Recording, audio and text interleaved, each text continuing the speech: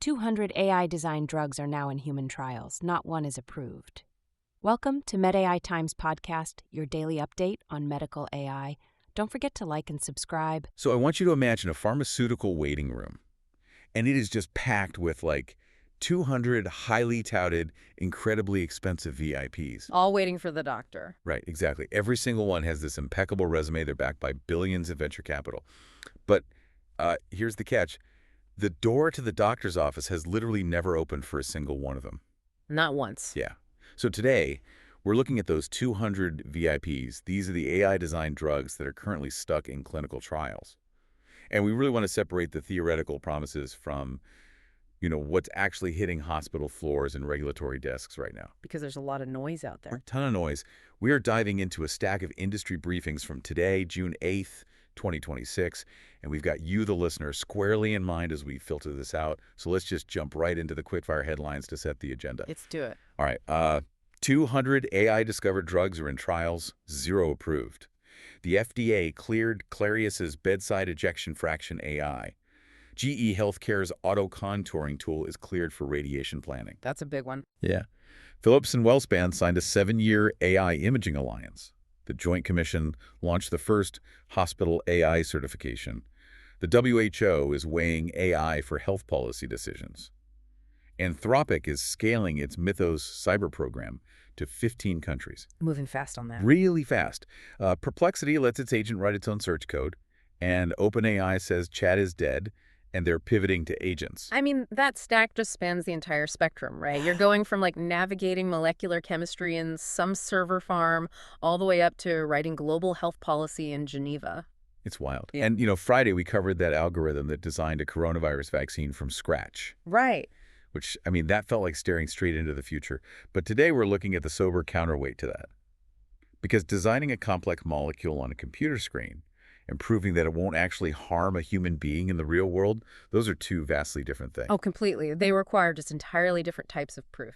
I think we should start by looking at this Biomed Nexus report on the AI drug pipeline. Yeah, let's get into the numbers. Because the industry has effectively, they've solved the initial discovery phase. It's basically a volume metric now. We're looking at over 200 AI-originated drug candidates in clinical development. 200. Yeah. And if you break that down, it's roughly 94 in phase 1 safety trials, about 56 in phase 2 efficacy trials, and 15 that have reached that massive final hurdle of phase 3. Right. But, the critical number hanging over all of that pipeline volume is 0. Exactly. 0 actual FDA approvals. Which is wild. Because when I read these vendor claims about generative chemistry, it's like, okay, the algorithms are clearly exceptional at navigating chemical space. Sure. They map millions of molecular variations to find one that perfectly binds to a specific disease protein. And that cuts down the trial and error time we used to spend in a physical lab by, years. Oh, absolutely. The speed is incredible. But optimizing for binding affinity in a digital simulation, that doesn't account for the chaotic biology of an actual human patient. It's like AI is incredible at drawing up the blueprints for a car, but we still haven't proven that the car can survive a crash test on the highway. That is a perfect analogy. You've isolated the exact mechanism where the delay happens. AI is highly proficient at solving the math problem of protein binding. It generates a molecule that fits a receptor like a key in a lock. Right. But human biology is this deeply complex interacting system. So a molecule might fit the target lock perfectly, but on its way through the bloodstream, it might also bind to, a completely unrelated enzyme in the kidney. And just cause cascading failures. Exactly. And predicting that kind of systemic biological chaos is something our current neural networks really struggle with, mostly because our training data on human biology is so incomplete compared to our data on chemical structures. Okay, so this industry aggregation from Biomed Nexus, it's a broad snapshot, but it really lacks the granular, peer-reviewed clinical data for any specific drug's efficacy. Right. It's just industry numbers. So we're calling the verdict on this top story a giant waving caution flag. The pipeline volume is undeniable. The speed of discovery is real.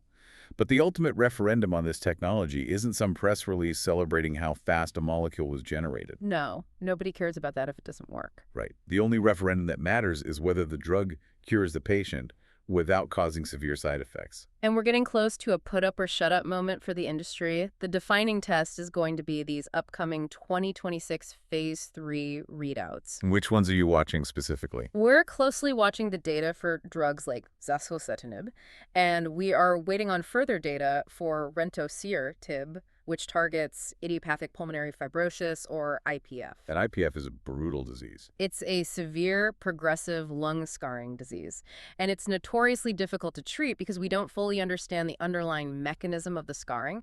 So if an AI-designed molecule can actually halt or reverse that kind of complex fibrotic pathway in a phase 3 trial, well, that validates the entire methodology. Wow. And if those succeed, when do analysts actually project the first FDA approvals? If the trials succeed, we're probably looking at 2027 or 2028 for the first actual approvals. Okay, so while molecular biology takes years to prove itself, the software side is literally hitting hospital floors right now. Today, Yeah. We're seeing these highly narrow, incremental tools sliding directly into clinical workflows. They're designed to automate really tedious diagnostic boundaries, not to act as like a generalized artificial doctor. yeah, let's look at the Clarius ejection-fraction AI. The FDA just cleared this on June 2nd. This is the ultrasound one, right? Exactly. It's a handheld ultrasound app. A clinician uses the probe at the bedside, and in about 90 seconds, the software returns an automated measurement of the patient's left ventricular ejection fraction. Right, and for clinicians in the ER or critical care, ejection fraction is huge. It's the percentage of blood pumped out of the left ventricle with each contraction. It's basically the dividing line when a patient crashes. Exactly. If someone comes in with undifferentiated dyspnea, meaning they can't breathe, and you have no idea why, you need to know immediately if their heart is failing to pump or if they have like a pulmonary embolism in the lungs. You need that answer fast. But, okay, here's my issue with the DAYC report on this clearance. There are 0 published sensitivity or specificity numbers, none. The vendor just claims the AI was trained on, quote, thousands of annotated images. Well, the software maps the pixel gradients of the ultrasound image. It identifies the changing boundaries of the ventricle wall during a heartbeat and calculates the volume change mathematically. Okay, but they're pitching it as a replacement for the visual estimate. Right, where an emergency doc without advanced echocardiogram training just eyeballs the bouncing heart on the screen and guesses if the pumping action looks normal. But an experienced physician's eyeball estimate is surprisingly accurate, especially in a chaotic trauma bay. I mean, if I'm an ER doctor, I am not accepting a black box pixel calculator over my own clinical judgment. Not without data. Right. Not unless the vendor gives me hard public performance data showing how often their algorithm miscalculates because of, say, poor image quality. The thing is that missing public data stems from how the regulatory landscape actually handles software. An FDA 510K clearance just means the agency agrees the device is substantially equivalent to something already on the market. Oh, wow. Yeah, or that it meets a baseline safety threshold. It doesn't force the company to publish a peer-reviewed academic paper detailing their false positive rates for the public. So the credibility signal is just the clearance itself. Pretty much. Vendors rely on the regulatory clearance. But clinicians integrating these tools into life or death triage pathways are totally justified in demanding the underlying performance metrics directly from the vendor. Yeah, you'd want to see the receipts before deploying that. And that brings up this fascinating tension about how much we trust software to define physical boundaries. Oh, definitely. We see this even more clearly in the second major clearance. This is GE Healthcare's MIM Contour Protege AI Plus 2.0. Say that 5 times fast. Right. It's a tool that auto-segments anatomy for radiotherapy planning. Right. And they just added specific models for the MR brain and the CT male pelvis. The clinical reality of radiation oncology requires a level of precision that is just difficult to overstate. Before they can fire a radiation beam into a patient's body, a dosimetrist or a physicist has to manually outline the tumor. And all the healthy organs nearby. Right, every single organ at risk. And they do this slice by slice on a CT or MR scan, which often means drawing hundreds of individual polygons. It can consume hours of manual labor per patient. Not to mention interclinician variability. Exactly. The exact boundary of a prostate gland might look slightly different depending on which expert is actually drawing the lines. So this deep learning model analyzes the image, predicts the anatomical structures, and just draws the lines automatically. It turns the clinician's job from manually drawing to just reviewing and editing the AI suggestions. Which is a huge time saver. It is. It's like an automated, incredibly high-stakes coloring book. But keeping the radiation inside those specific lines is literally a matter of life and death for the healthy tissue. What's really interesting here is the regulatory maneuver GE used. They utilized a relatively new FDA framework called a Predetermined Change Control Plan, or PCCP. How does that work? Well, historically, if a manufacturer wanted to update an algorithm to recognize a new organ, they had to submit a completely fresh, start-to-finish 510(k) application. Which takes forever. Right. But a PCCP shifts the regulatory focus from the final product to the engineering process. The FDA essentially approves the manufacturer's testing and validation methodology in advance. Oh, I see. So as long as GE follows that strict, pre-approved protocol for verifying the software's accuracy, they can roll out new anatomical regions like these brain models much faster. Okay, a streamlined process is great for iteration. But the fundamental flaw of deep learning models in imaging is out of distribution data. The AI is trained on thousands of textbook examples of human anatomy. But what happens when it encounters, say, a post-surgical pelvis? Like, the prostate has already been removed, the bladder shifted into the empty space, and there's extensive scar tissue everywhere. The pixel gradients no longer match the statistical weights the network learned during training. Exactly. And then the algorithm can just fail silently. It'll draw a boundary that makes absolutely no anatomical sense. Which is why the human reviewer remains the sole failsafe against those out-of-distribution failures. We have all these highly specific AI tools flooding into hospital workflows right now, accelerating tasks from triage to radiation planning. It's moving so fast. It is. This adoption curve is vastly outpacing our traditional oversight mechanisms, and that leads directly into this current scramble to establish institutional governance. Yeah, because someone has to oversee this. On June 1st, the Joint Commission, which is the major accreditation body for U.S. hospitals, they launched the Responsible Use of AI in Healthcare Certification, or RUAIH. It's a big step. It certifies health organizations across 5 domains: governance, data management, risk and bias reduction, performance monitoring, and transparency and training. It really represents the first accreditation-grade AI program built specifically for the operational side of health systems. I mean, maybe. Yeah.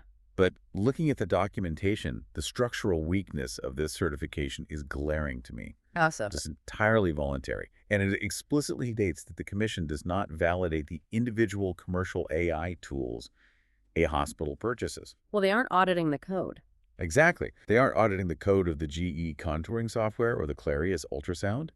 They're just certifying that the hospital has a committee that talks about AI. Okay, that's a little harsh. Is it?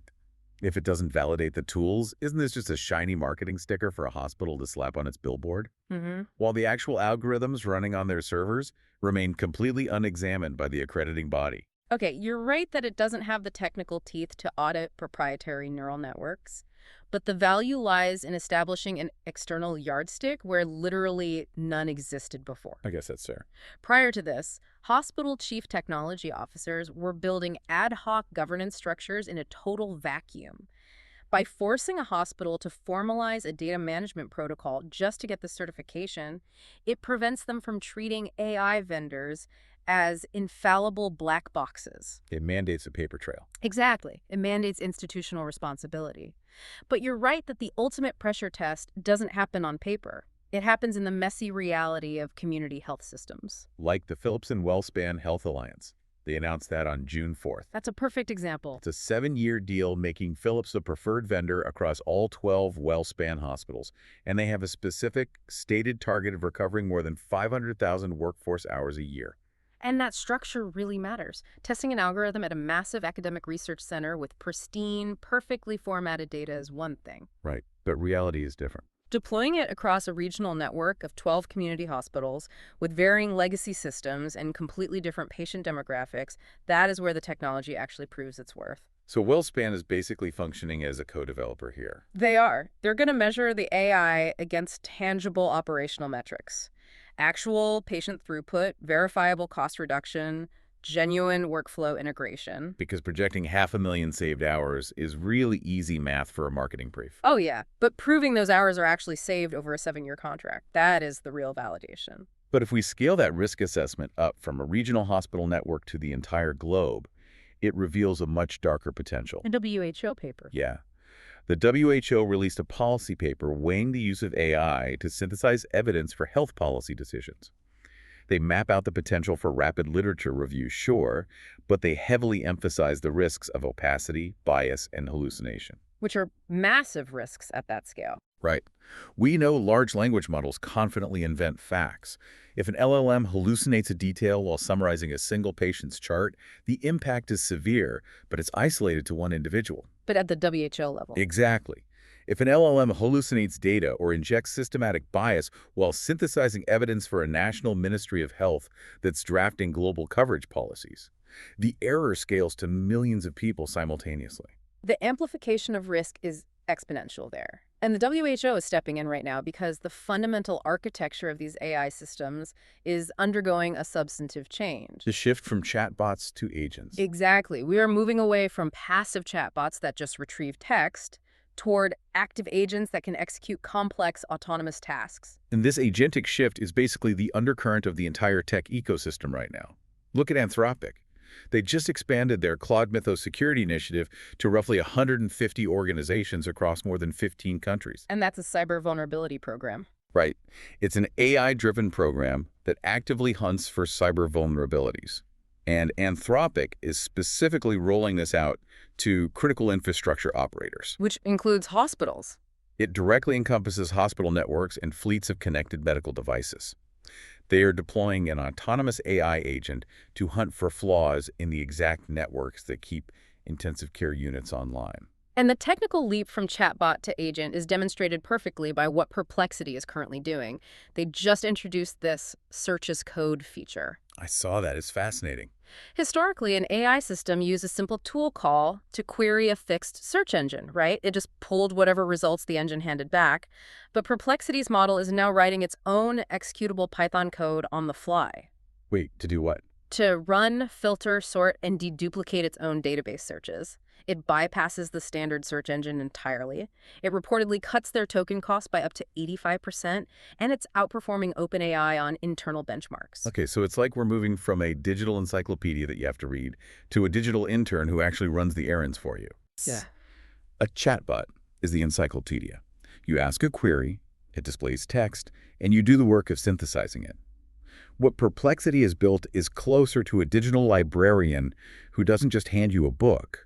They actually invent a custom Dewey Decimal System in real time. Exactly. They write a script to index the entire library, filter out the unreliable authors, and deliver the exact synthesized conclusion you need. And OpenAI is aggressively pivoting in the same direction. They're stating publicly that the era of the chatbot is over, and they're moving to bundle tools into this task-completing agent ecosystem. Because the mechanism driving all of this is retrieval augmented generation, or RJ. Healthcare IT departments are currently spending millions on clinical RJ systems just to search disparate electronic health records. Right, to find patient data. But the moment medical AI vendors adopt this agentic approach, those systems won't just pull up a static PDF of a patient's history. The clinical AI will write its own background routines to hunt down complex, multivariable patient histories across completely different hospital databases. Autonomously deciding what's relevant and what to ignore. Exactly. It makes the diagnostic tool vastly more powerful, but it means the AI is executing logical steps in the background that the physician cannot easily audit or reconstruct. Which loops directly back to the WHO's warning about opacity. We're deploying tools that write their own operational rules inside environments where human lives depend on understanding the methodology. And tying this all together requires looking at the financial scaffolding underneath the entire industry. The VC funding. Yeah. In the first quarter of 2026, digital health hit roughly $4 billion in venture capital funding.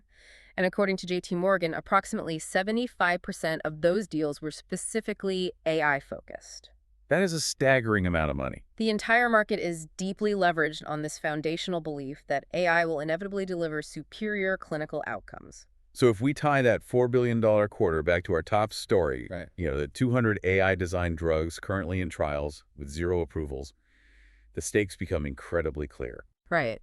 Because if the phase 3 trials for molecules like zacitidine and rentositib fail to show efficacy this year, the clinical reality will violently decouple from the investment hype. Oh, wow. The market is banking on these algorithms understanding biology as well as they understand math. If they don't, we may be hurtling toward a massive systemic market correction by the end of the year. It's basically a multi-billion-dollar house of cards waiting on a handful of clinical trial readouts. So since the drug discovery pipeline is the main through line dictating the future of this sector, we have a specific proposition for you. Do you want us to build a dedicated tracker of the specific 2026 and 2027 phase 3 readouts logging the drug, the company, the disease indication, and the expected date so we can mark each one as verified signal or expensive noise the moment the data lands? Thanks for listening. Find us on YouTube and your favorite podcast app. See you tomorrow.